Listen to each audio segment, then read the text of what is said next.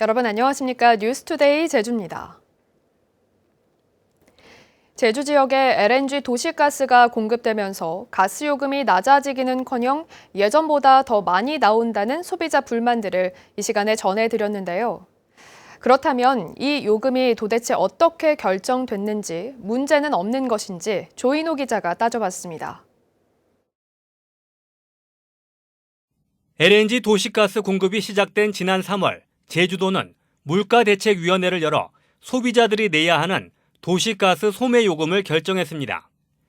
제주 지역 소매요금은 1세제곱미터에 884원, 전국에서 가장 높은 강원도보다도 9% 높고 서울보다는 30%나 비쌉니다. 민간업체인 도시가스회사가 가져가는 공급 마진이 지역별로 크게 다르기 때문에 빚어진 일입니다.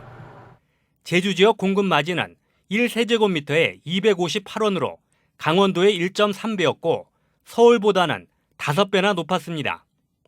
가스배관 등 시설 투자 비용을 공급 마진에 포함시키다 보니 인구가 적은 지역일수록 요금이 높아진 것입니다. 문제는 2,500억 원에 이르는 투자 비용을 30년 동안 요금으로 회수하는 구조여서 당분간은 요금을 내리기가 어렵다는 것입니다.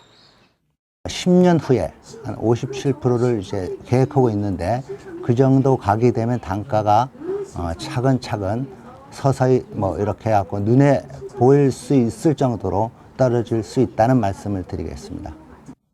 특정 민간업체가 가스 시장을 독점하면서 가격을 사실상 결정할 수 있게 된 점도 문제입니다. 이곳이 현재 LNG 도시가스 공급을 맡고 있는 업체인데요. 현재는 제주시와 서귀포시 동지역에 사업 허가를 받아놓은 상태입니다. 이 업체는 LNG 공급을 앞두고 마진을 지난해 7월에 24%, 지난 3월에는 39% 인상했지만 제주도는 LNG 보급률을 늘리려면 투자 비용을 인정해 줄 수밖에 없다며 승인해 줬습니다. 막대한 혈세가 투입됐음에도 불구하고 이렇게 소비자 입장에서는 오히려 경제적 부담이 되려 이렇게 늘어난다는 점에서 일단 문제가 있고요. 민간 사업자의 수익성 논리만 좀 그대로 반영한. 이 때문에 공기업인 제주에너지공사가 도시가스 사업에도 참여해 가격을 낮춰야 한다는 주장도 나오고 있어 LNG 도시가스를 둘러싼 논란은 좀처럼 가라앉지 않고 있습니다. MBC 뉴스 조인호입니다. 제주 지역 인구 감소가 현실화되고 있습니다. 제주도에 따르면 5월 말 현재 제주 주민등록 인구는 67만 793명으로 지난해 말보다 196명 감소했습니다. 지역별로는 제주시가 48만 9천여 명으로 329명 증가한 반면 서귀포시는 18만 1천여 명으로 525명 줄었습니다. 특히 서귀포시 인구는 지난해 12월 이후 6개월 연속 감소했습니다. 최근 서귀포 카로텔에 있는 국유지 도로를 원상 회복하라는 서귀포시의 행정명령이 정당하다는 법원 판결이 나왔는데요.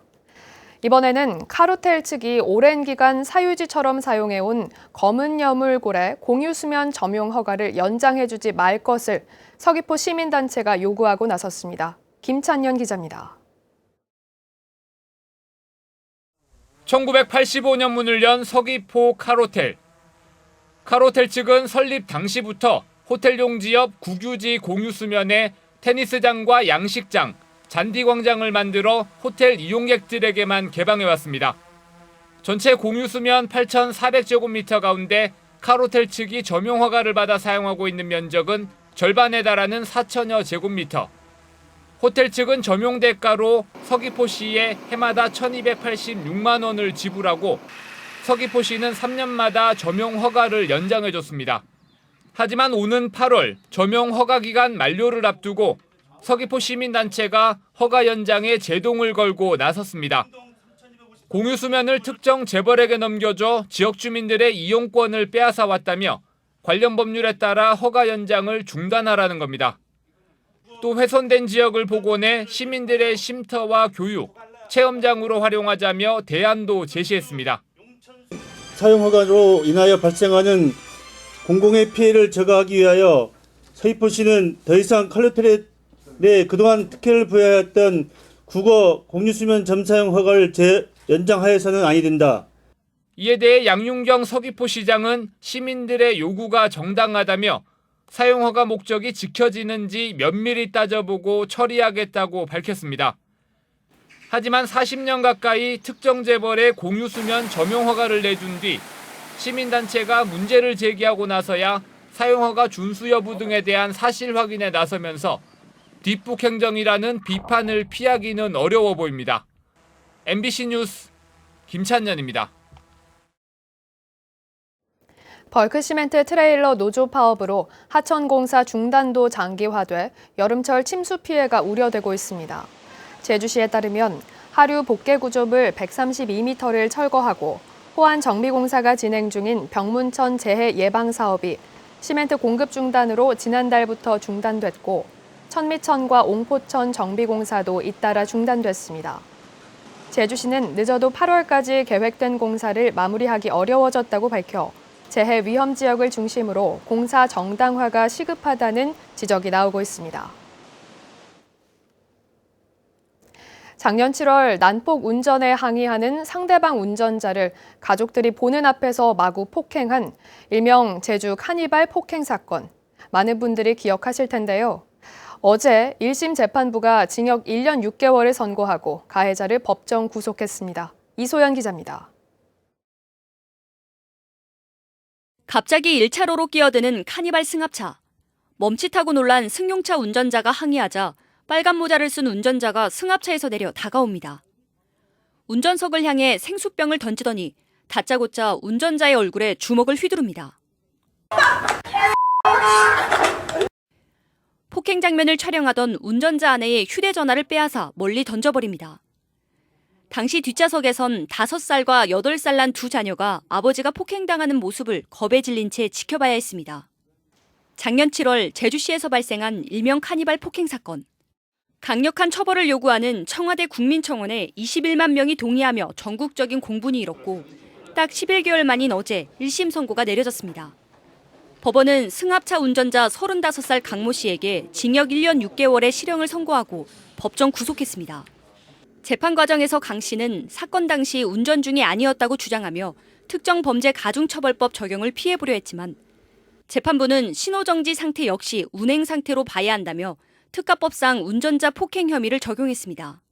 운전대를 잡고 있는 사람을 폭행하고 위협하는 그것은 더 큰 제2의 사고가 발생시킬 수 있는 그런 위험한 것이다. 그런 것은 용서가 안 된다는 것을 보여준 판결이라고 볼 수 있겠습니다. 특히 피해자의 어린 두 자녀들이 심리치료를 받을 정도로 정신적 충격이 큰데도 가해자가 폭행의 원인을 피해자에게 떠넘기고 있다면서 실형이 불가피하다고 재판부는 설명했습니다. 또 가해자는 피해자와 제주에서도 같은 지역 출신인 알고 보면 이웃 사촌이었다며 앞으로 곰곰이 자신의 인생에 대해 되돌아보는 기회를 가졌으면 한다고 밝혔습니다. MBC 뉴스 이소연입니다. 4.3 생존 수영인에 대한 재심 여부를 판가름할 신문 일정이 재심 청구서 제출 8개월 만에 확정됐습니다. 제주지법 제2형사부는 내란 실행과 국방경비법 위반 혐의로 옥살이를 한 91살 변연옥 할머니 등 8명의 재심 청구 사건에 대한 첫 신문을 오는 15일 열기로 했습니다.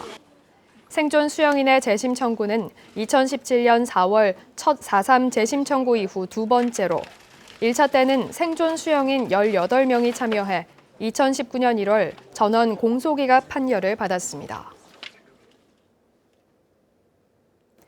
제주도가 국내외 투자를 유치하기 위해 투자진흥지구를 지정해 각종 세제 혜택을 줘왔는데요. 세금 감면만 받고 땅을 되팔거나 투자 약속을 이행하지 않는 경우들이 있어 왔는데 앞으로는 5년 안에 투자 계획을 이행하지 않으면 투자진흥지구를 해제하기로 했습니다. 오승철 기자가 보도합니다. 2013년 투자진흥지구로 지정된 부영랜드. 취득세와 재산세, 개발부담금까지 감면받았지만 이제서야 터파기 공사가 진행되면서 투자는 당초 계획의 10분의 1 정도에 그치고 있습니다. 앞으로는 5년 안에 투자 계획을 이행하지 않는 투자진흥지구는 해제되고 감면받은 세금도 환급해야 합니다. 제주도가 조례를 개정해 투자 계획을 이행하지 않은 채 사업 기간만 연장하며 부동산 가격 상승을 노리는 이른바 먹튀를 차단하기로 했습니다. 조기에 사업을 완료를 해야 되는데 이 사업 부진이 지지부진해갖고 이게 사업 추진도 안 되고 실질적인 지역 경제의 파급 효과가 없기 때문에 투자 기간을 5년으로 설정해서 조기 투자를 하고 그거에 따른 그 투자 유치 활성화가 되도록 투자 금액과 이행 기간, 고용 계획 등을 세부적으로 고시하도록 하고 관리에 필요한 현장 조사나 자료 제출에 응하지 않아도 과태료가 부과됩니다. 투자진흥지구 대상 업종은 확대됩니다. 화장품 특구 지정과 제주신항 개발을 감안해 화장품 제조업과 마리나업을 추가하고 식음료 제조업의 지역 제한과 첨단 산업 범위 제한 조항도 삭제했습니다. 반면 카지노와 면세점, 휴양 콘도미니엄은 지구 지정 대상에서 제외했습니다. 부동산 개발 위주의 관광업 대신 제주의 가치에 맞는 미래산업 유치에 무게 중심을 두겠다는 뜻으로 해석됩니다. 제주도는 이 같은 원칙을 투자진흥지구 지정 심사 단계에서부터 적용할 방침인데요. 관리 강화와 투자 유치 확대, 두 마리 토끼를 다 잡을 수 있을지 주목됩니다. MBC 뉴스 오승철입니다.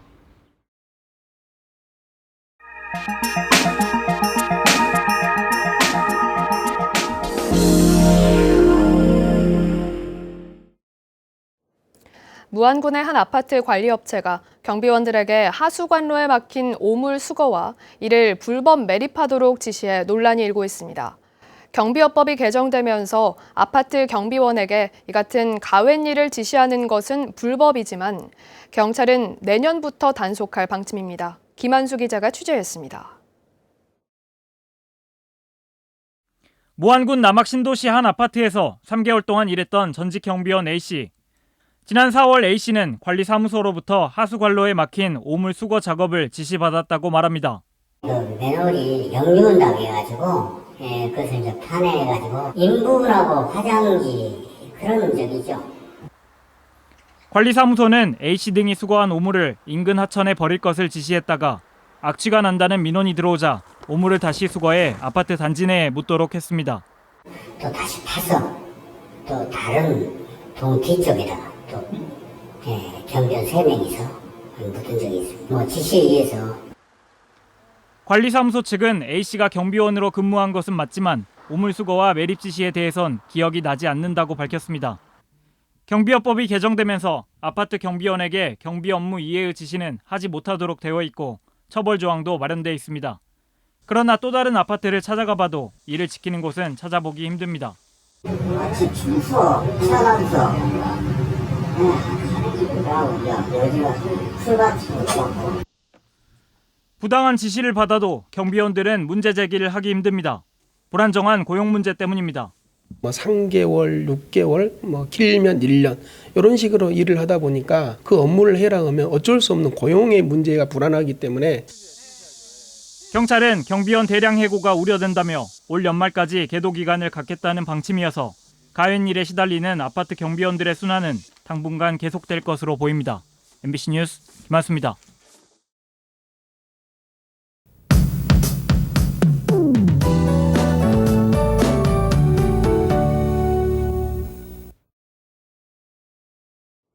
절기망족인 오늘도 안개를 주의하셔야겠습니다. 따뜻하고 습한 공기가 해수면으로 유입되면서 바다 안개가 계속해서 만들어지고 있는데요. 오늘 오전까지 가시거리 200m 이하의 짙은 안개가 끼는 곳이 많겠습니다. 오후가 되면 점차 안개가 걷히겠지만 하늘에 구름이 많이 끼면서 오늘 맑은 하늘 보기는 어렵겠습니다.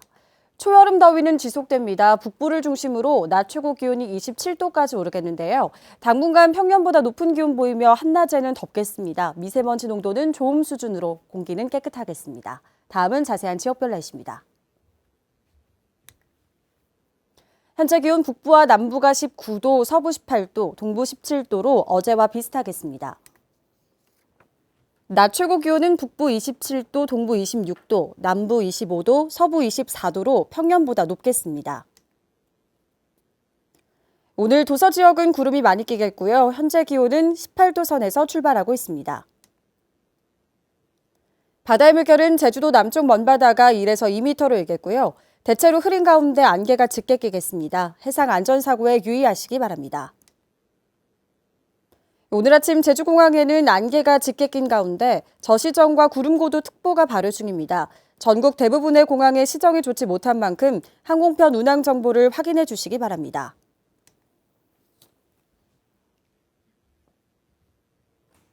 주간 날씨입니다. 주말 동안에는 대체로 맑겠고요. 다음 주 수요일에는 비 예보가 들어 있습니다. 날씨였습니다. 전교조 제주지부는 성명을 내고 제주도 교육청이 과밀 학급의 학급당 학생 수를 낮추는 방안을 시급하게 마련해야 한다고 촉구했습니다.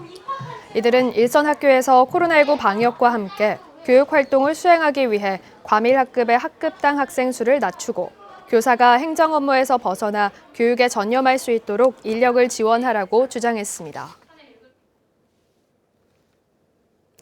코로나19 경제 한파로 제주 지역 외식업계 체감 경기가 역대 최악 수준으로 떨어졌습니다.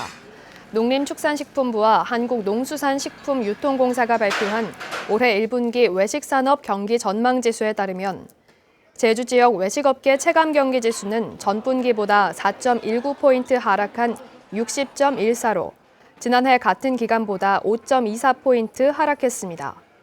이는 메르스 사태로 급락했던 2015년 2분기보다도 1.9포인트 떨어진 것으로 최근 7년 새 최저치를 기록했습니다. 과잉 생산과 소비 침체로 어려움을 겪고 있는 마늘 생산 농가를 돕기 위해 소비 촉진 운동이 전개됩니다. 제주농협에 따르면 농협과 제주도, 교육청, 군부대 등 다양한 기관에서 마늘 사주기에 나서고 있는 가운데 오는 10일과 11일에는 제주시 민속 오일 시장에서 주산지 농협과 햇마늘 직거래 장터를 열 계획입니다. 중문 골프클럽에서 수백 톤에 달하는 액비가 예래천으로 유출되는 사고와 관련해 골프장 관계자가 형사 입건됐습니다. 제주자치경찰단에 따르면 지난달 26일 액비를 골프장에 살포하기 위해 액비 저장조 퇴수 밸브를 열었다가 잠그지 않아 3시간가량 액비 350톤을 우수관을 통해 예래천으로 유출시킨 혐의로 골프장 관계자 A씨를 입건했습니다. 뉴스투데이 제주를 마치겠습니다. 시청해주신 여러분 고맙습니다.